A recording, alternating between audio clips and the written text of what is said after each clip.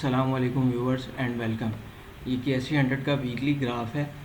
इस वीक में 2565 पॉइंट की रेंज रही और market 1354 point week on week basis पे माइनस क्लोज हुई और वॉल्यूम जो है वो 655 मिलियन का रहा। प्राइस सेक्शन में देखते हैं तो ये सप्लाई एरिया है जहाँ से बार बार सप्लाई आ जाती है। 4 दफ़ा यहाँ से 5 दफ़ा सप्लाई आ चुकी है और इसी तरह ये रेजिस्टेंस थी और ये सपोर्ट बन गई और यहाँ से फिर बार बार डिमांड आ जाती है। नेक्स्ट वीक के लिए सपोर्ट एंड रेजिस्टेंस की बात करें तो 42,700 की सपोर्ट है और 42,200 की। रेजिस्टेंस 44,800 और 45,300 की है। अब अभी फ़िलहाल मार्केट ये इसी साइडवे रेंज में चल रही है, ना ब्रेकआउट हो रहा है ना ब्रेक डाउन हो रहा है। वीकली बेसिस पे ये एक वीक ऊपर क्लोज आई थी, लेकिन मैंने उस वक्त कहा था कि ये इसका जो फ़िल्टर है वो 2 वीक्स ऊपर क्लोजिंग आने की सूरत में होता है और इस वीक में तो अभी क्लोजिंग नीचे आई नहीं और अगर आती भी है नीचे तो फिर ये 200 डेज़ की जो एक्सपोनेंशियल मूविंग एवरेज है ये फिर इंटैक्ट हो जाएगी।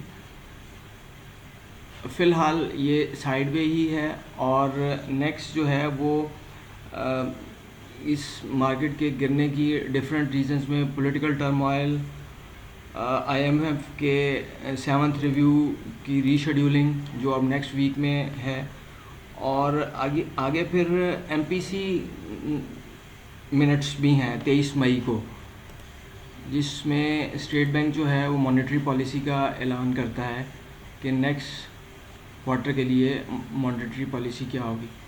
अच्छा, अब डेली बेस पे देखते हैं तो ये सप्लाई एरिया है और ये डिमांड एरिया है, वही जो वीकली में नज़र आ रहा था। डेली में देखते हैं तो ये ब्रेकआउट, कंप्लीट ब्रेकआउट था, लेकिन यहाँ पे ये ऊपर डिस्ट्रीब्यूशन होने के बाद, सिग्नल कैंडल्स बनने के बाद वो ब्रेकआउट जो है वो फेक आउट में कन्वर्ट हो गया। यहाँ पर बेल आउट पैकेज की न्यूज़ थी IMF की तरफ से, लेकिन चूँकि वो न्यूज़ बैड थी, लेकिन एक दिन के प्लस रह जाने के बाद वो बैड न्यूज़ का इम्पैक्ट ऐसा आया कि चंद दिनों के अंदर अंदर मार्केट जो है वो अपने बॉटम पे पहुँच गई। अब करंट सूरत हाल ये है कि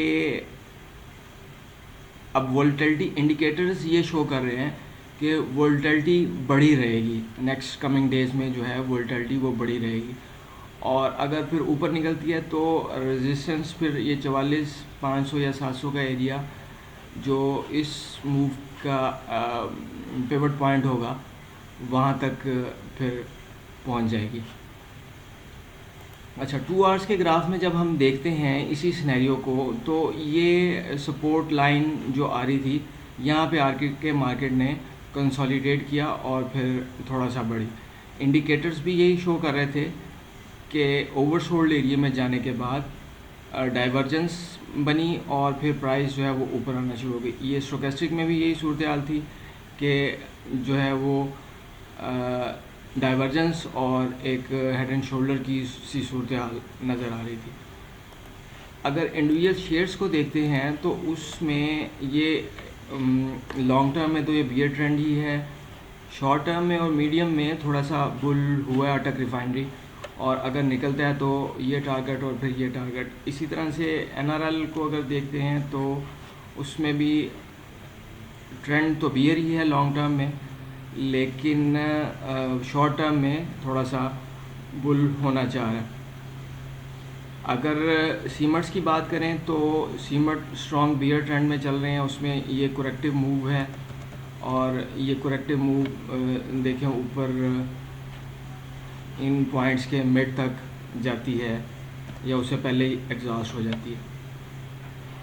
ये सप्लाई एरिया में ये सप्लाई एरिया था और ये डिमांड एरिया यहाँ से ये लकी सीमेंट ने लिया और अगर IT सेक्टर को देखते हैं तो ये भी प्रेशर में ही फ़िलहाल नज़र आ रहे हैं।